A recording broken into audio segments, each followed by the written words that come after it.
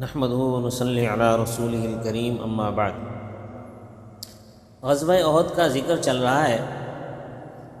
غزوہ احد میں ایک صحابی ایسے بھی تھے کہ جنہوں نے تازہ اسلام قبول کیا تھا اور نہ انہوں نے کوئی نماز پڑھی تھی ابھی تک، اور نہ انہوں نے روزہ رکھا تھا، نہ انہوں نے زکوٰۃ ادا کی تھی، لیکن جنتی ہوئے۔ ان صحابی کا نام تھا عمر بن ثابت، جو اسیرم کے لقب سے مشہور تھے۔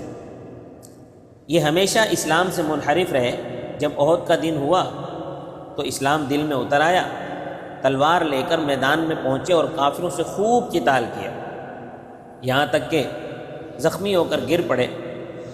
لوگوں نے جب دیکھا کہ اسیرم ہے تو بہت تعجب ہوا اور پوچھا کہ اے عمر، تیرے لیے اس لڑائی کا کیا داعی ہوا؟ تجھے کس چیز نے لڑائی کی رغبت دلائی؟ اسلام کی رغبت یا قومی غیرت و حمیت؟ تو حضرت اسیرم کہنے لگے رضی اللہ تعالیٰ عنہ، بل رغبت فی الاسلام فآمنت باللہ ورسولہ فاسلمت واخذت سیفی وقاتلت مع رسول اللہ صلی اللہ علیہ وسلم حتی اصابنی ما اصابنی۔ فرمایا کہ اسلام کی رغبت داعی ہوئی، میں ایمان لایا اللہ اور اس کے رسول پر اور مسلمان ہوا اور تلوار لے کر رسول اللہ صلی اللہ علیہ وسلم کے دشمنوں کے ساتھ قتال کیا، یہاں تک کہ مجھ کو یہ زخم پہنچے۔ یہ کلام ختم کیا اور خود بھی ختم ہو گئے۔ آپ صلی اللہ علیہ وسلم نے فرمایا انہو لمن اہل الجنہ، البتہ تحقیق وہ اہل جنت سے ہیں۔ حضرت ابو ہریرہ رضی اللہ تعالیٰ عنہ فرمایا کرتے تھے کہ بتلاؤ وہ کون شخص ہے کہ جو جنت میں پہنچ گیا اور ایک نماز بھی نہیں پڑھی؟ یہ وہی صحابی ہیں کہ جو کچھ بھی انہوں نے عمل نہیں کیا تھا سوائے جہاد کے، جہاد کیا اور سیدھا جنت میں چلے گئے۔ اور انہی کے بالمقابل ایک اور بھی تھا جس کا نام تھا قزمان۔ یہ جو قزمان تھا اس نے بڑی جانثاری اور بڑی جاں بازی اور سرفروشی دکھلائی، اور تنہا اس نے 7 یا 8 مشرک کو قتل کیا، آخر میں خود زخمی ہو گیا۔ جب اس کو اٹھا کر گھر لے آئے تو اس کو لوگوں نے کہا واللہ قد ابلیت اليوم یا قزمان فابشر، خدا کی قسم آج کے دن اے قزمان تو نے بڑا کارنامہ کیا ہے، کار نمایاں انجام دیا ہے، تجھ کو مبارک ہو۔ تو قزمان نے جواب دیا کہ تم مجھے کس چیز کی بشارت اور مبارکباد دیتے ہو؟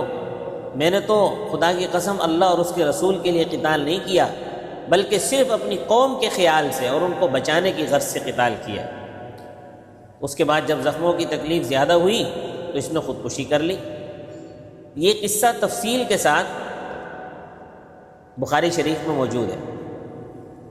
اب دیکھیں کہ یہ شخص دراصل منافق تھا، مسلمانوں کے ساتھ مل کر جو اس نے کاریں نمایاں کیے تو وہ محض قوم اور وطن کی ہمدردی میں کیے، حتیٰ کہ اسی میں وہ مارا گیا۔ تو اس بنا پر نبی کریم صلی اللہ علیہ وسلم نے ارشاد فرمایا کہ یہ شخص اہل نار میں سے ہے۔ خدا کے نزدیک شہید وہ ہے جو اعلاء کلمت اللہ کے لیے جہاد کری، اور جو شخص قوم اور وطن کے لیے لڑ کر جان دے دے، اس زمانے کے محاورے کے مطابق وہ شہید قوم تو کہلا سکتا ہے، مگر اسلام میں وہ شہید نہیں ہے۔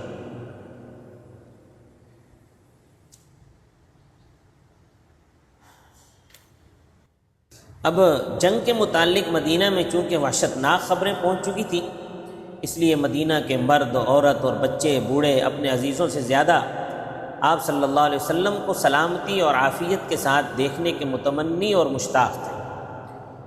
چنانچہ سعد بن ابی وقاص رضی اللہ تعالیٰ عنہ راوی ہیں کہ میں واپسی میں رسول اللہ صلی اللہ علیہ وسلم کا گزر ایک انصاری عورت پر ہوا جس کا شوہر اور بھائی اور باپ غزوہ احد میں شہید ہوئے۔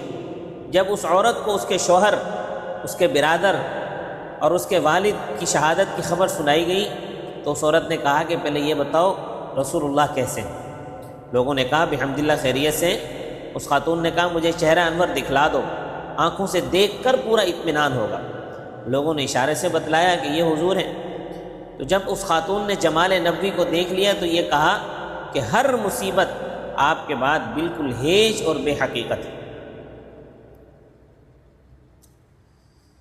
جب کسی شیطان نے یہ خبر اڑا دی کہ آن صلی اللہ علیہ وسلم شہید ہو گئے تو بعض مسلمان بمقتضائے بشریت یہ خبر سن کر پریشان ہو گئے، اور اسی پریشانی اور حیرانی کی حالت میں کچھ دیر کے لیے ان کے قدم میدان جنگ سے ہٹ گئے، اور اس معرکے میں جن کے لیے شہادت کی سعادت مقدر تھی وہ شہید ہو گئے، اور جن کے لیے ہٹنا مقدر تھا وہ ہٹ گئے، اور جو میدان قتال میں باقی رہ گئے ان میں سے جو مومنین، مخلصین، اہل یقین اور اصحاب توکل تھے ان پر حق تعالی کی طرف سے ایک غنودگی طاری کر دی گئی۔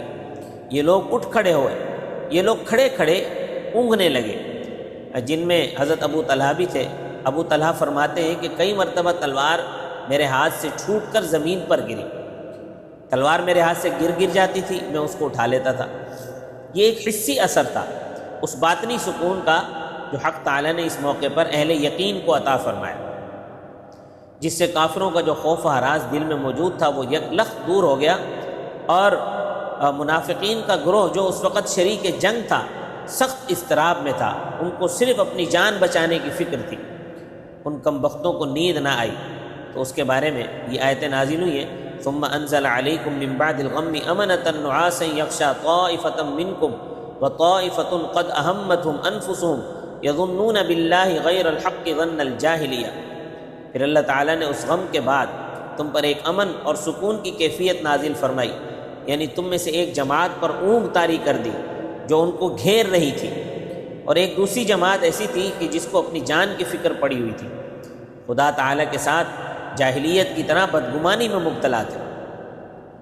حافظ ابن کثیر فرماتے ہیں کہ جس جماعت پر نیند طاری کی گئی وہ جماعت اہل ایمان کی تھی، جو یقین اور ثبات و استقامت اور توکل و صادق کے ساتھ موصوف تھے، توکل صادق کے ساتھ موصوف تھے۔ ان کو یقین تھا کہ اللہ تعالیٰ اپنے رسول کی ضرور مدد کرے گا، اور اپنے رسول سے جو وعدہ کیا ہے وہ ضرور پورا کرے گا۔